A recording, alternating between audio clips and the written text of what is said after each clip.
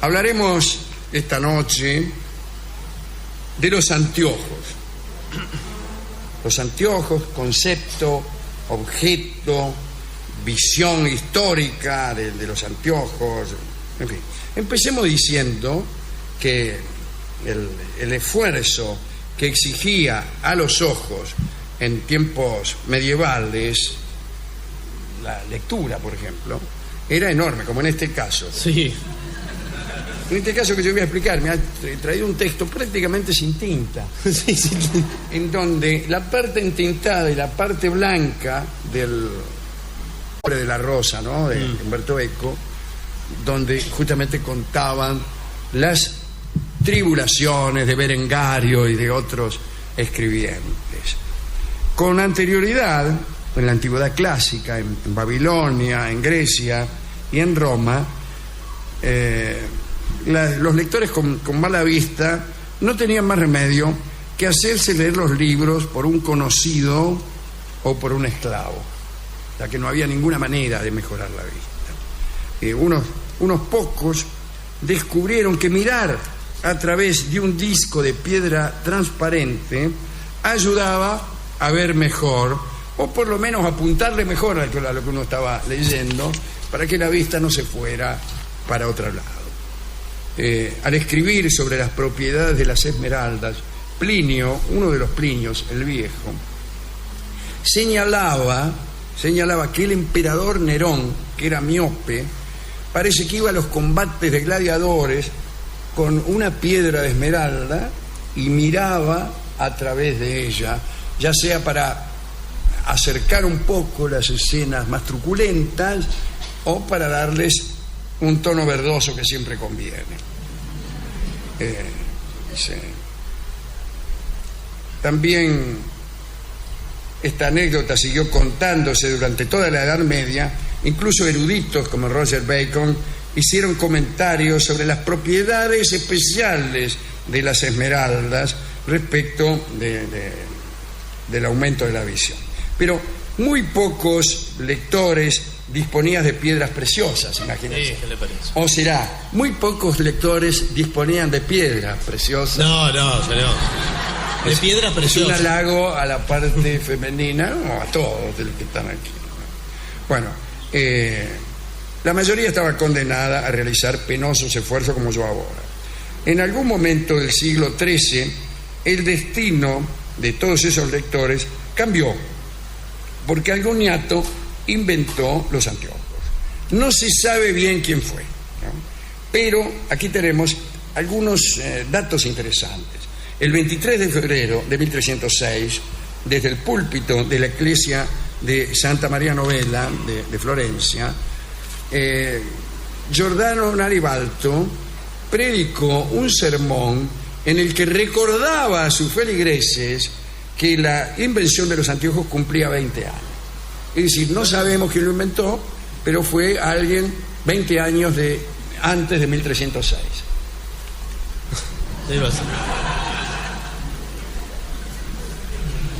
Fue mucho antes. Bien, este predicador decía: he visto al hombre que descubrió y fabricó un par de lentes. Pero en el texto no dice quién fue. ¿Vio cómo es? Pero justo, sí, parece. Justo que estaban por saber quién había inventado los anteojos. Parece un noticiero. Por suerte no nos importa. Sí. Bueno, hay algunos candidatos, ¿eh? Había un monje llamado Espina que parece que hacía anteojos, quizás los inventó él. Están los cristaleros de Venecia, de la isla de Murano. Antes no había vidrio, ni cristal, ni nada. La gente en las ventanas no ponía nada. ¿Y qué había? Y no había nada, señor. ¿Pero había un agujero o no había ventana? Ahí está, un agujero.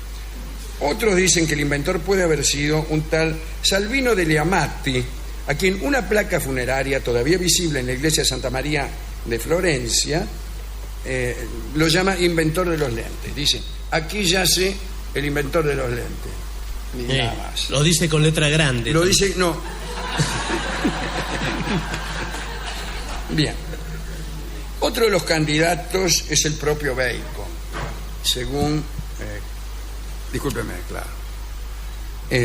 Según Rudyard Kipling, parece que fue el mismo Bacon, que incluso ha escrito en sus últimos años, se convirtió en un propagandista de este asunto de mirar a través de una piedra transparente. En 1268 Bacon había escrito: si alguien analiza letras u objetos pequeños por medio de un cristal que tenga un segmento de esfera con el lado convexo hacia el ojo y el lado cóncavo para el otro, dice un fenómeno. Lo dijo con estas mismas palabras. Sí. Ahora bien, ya entrado el siglo XV, los anteojos para leer eran un lujo, valían mucho dinero. Bueno, ahora también. Sí, ahora también. Salvo los de la farmacia, que son los que uso yo. Eso, pero dicen que hacen mal a la vista, ¿no? Eso lo dicen los que lo venden 20 veces más caro sí. En la óptica. Dice, precio en la óptica, 5.000 mangos. Sí. Precio en la farmacia, 70 pesos. ¿Qué dicen los que lo venden a 5.000 mangos? Que los otros te hacen mal a la vista. ¿Qué van a decir? Si no, no venderían ni un solo anteojo. Sí, pero hace mal. Mire que está comprobado por... No me importa, por señor. alguien.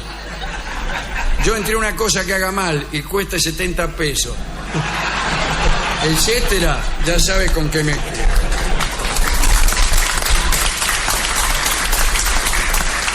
Igualmente, en el siglo XV, o al menos hasta la mitad del siglo XV, no había muchos interesados en anteojos, porque casi nadie leía. No leía, claro. Después vino la imprenta. El lujo era leer, además de los claro. Después vino la imprenta y ya se popularizó un poco la lectura y aumentó la demanda de lentes.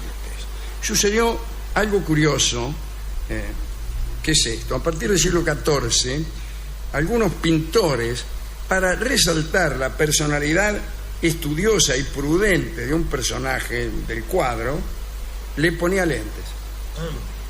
La gente veía un personaje con lentes, no antes del siglo XIV, pero después del siglo XIV, y se suponía que era estudioso. Pero muchos de esos cuadros, por no decir que la mayoría, se referían a la antigüedad clásica. Y entonces aparecían allí, algunos llegaron a ponerle lentes a los que rodeaban el lecho de la Virgen María. Salió, claro. Sí. Solamente para decir que eran sabios, ¿no? Incluso algunos de los apóstoles. Mirá los apóstoles, qué polenta que eran, que llevaban anteojos. Siempre hubo en la pintura algunos detalles que ayudaban al público a percibir el carácter estudioso de los personajes. En Oriente, en Roma, en Grecia, siempre era un libro o una tableta. Tenían un libro en la mano. Cuando aparecía un tipo con un libro en la mano, vos ya sabías que era una especie de sabio o alguien que estudiaba mucho. Menos los dioses. Los dioses nunca llevaban libros. Ninguna divinidad aparece representada con un libro. Distinto el caso de Egipto, porque en Egipto estaba el dios Tot, pero el libro que tenía en la mano era ese libro que tenía él, aquel libro en donde se decía que estaba escrito todo lo que había que saber, o todo lo que se podía saber, o toda la sabiduría, tanto la que se podía saber como la que no se podía. Aquel libro que todos dicen que después dio origen al tarot, siendo el tarot una recopilación o una estilización de las páginas de aquel libro que, por supuesto, como todos los libros que dicen algo interesante, se ha perdido. Bien, con respecto a los dioses griegos, claro, los dioses no leían libros porque ya sabían. No les hacía falta. O sea, la divinidad no tiene por qué leer a Felipe Piña. La divinidad ya sabe. Mire, sí, se va a poner Dios mismo con un libro qué sé yo, Guía Filcar. Sí, no. Sabe los recorridos de los Dios colectivos. ya sabe las calles. Todo sabe. Dios sabe todo. Si lo sabe todo, no va a leer a... No. Ya sabe que Malvina está cortada acá. Bueno, hablando...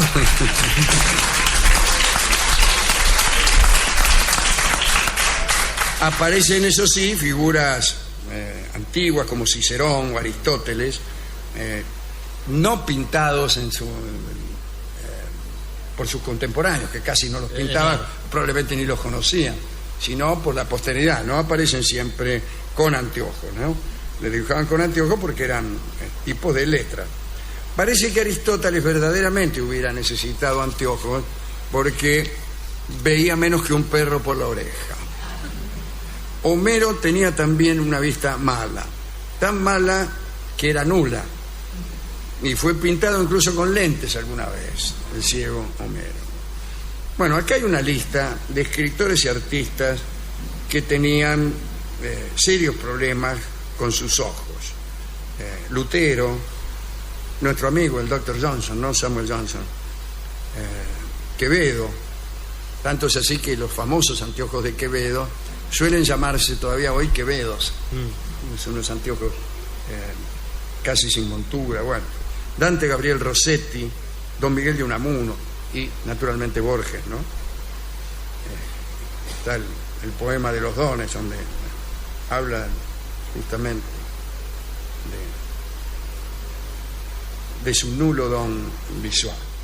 Borges era el director de la Biblioteca Nacional y era ciego, estaba rodeado de libros y se supone que no podía leerlo, ¿no? Dice: nadie rebaje a lágrima o reproche esta declaración de la maestría de Dios, que con magnífica ironía me dio a la vez los libros y la noche. Qué maravilloso. Contaré para terminar un episodio, diría inverso a estas cosas, ¿no? De alguien que estaba condenado a ver y a ver demasiado.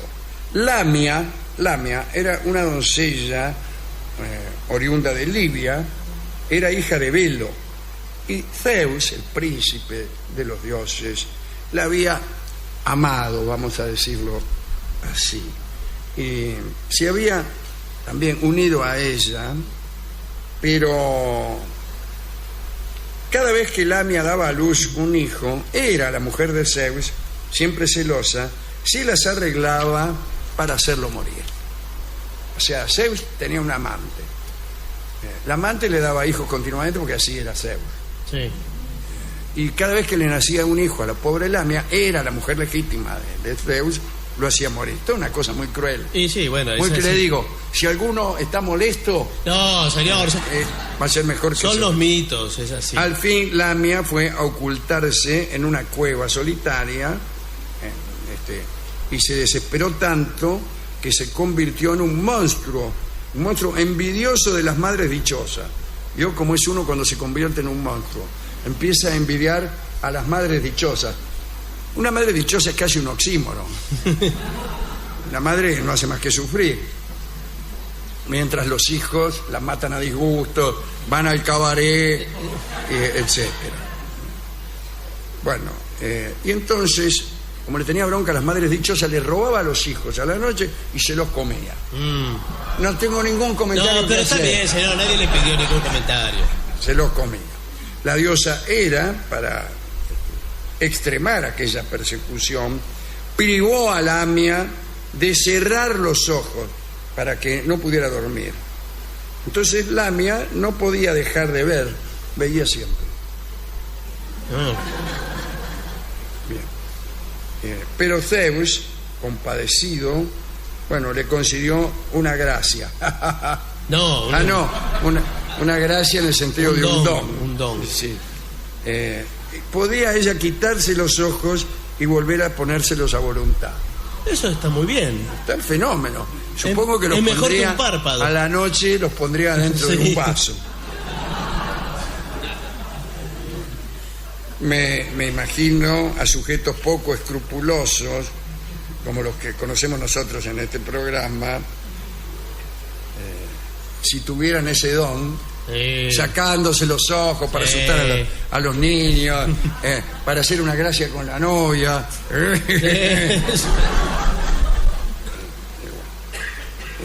Así que esa era la gracia. Parece que en algunos momentos, para darse oscuridad, Lamia dormía teniendo los ojos a su lado, como acabo de decir, en un vaso. en ese momento era inofensiva.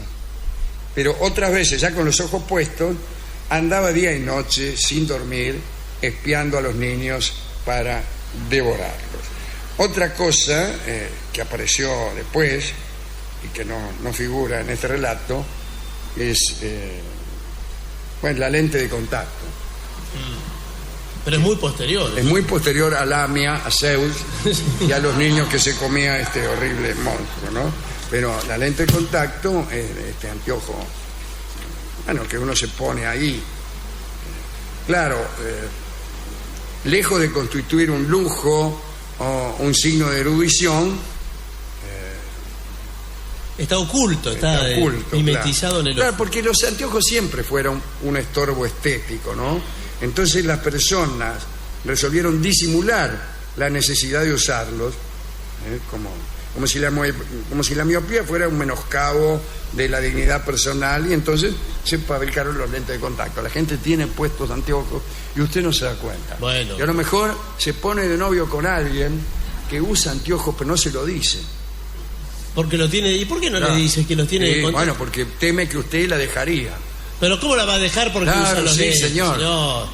Yo conozco cómo funciona su mente. Pero no conoce nada. Estoy escribiendo una novela en que una persona usa lentes de contacto pero no se lo dice al novio, y el novio se entera por una alcahuetería, ¿veo? Sí.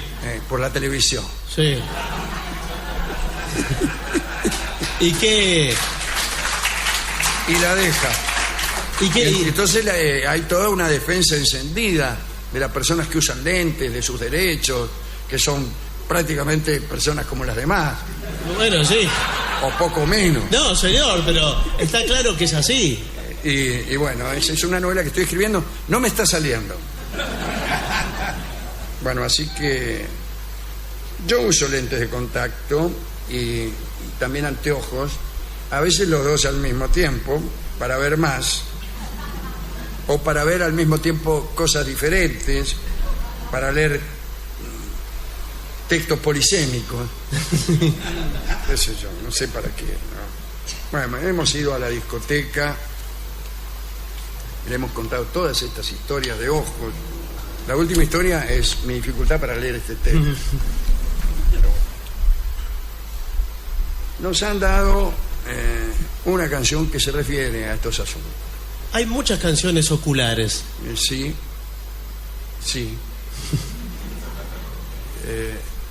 Esta se llama precisamente Yo no sé qué me han hecho tus ojos.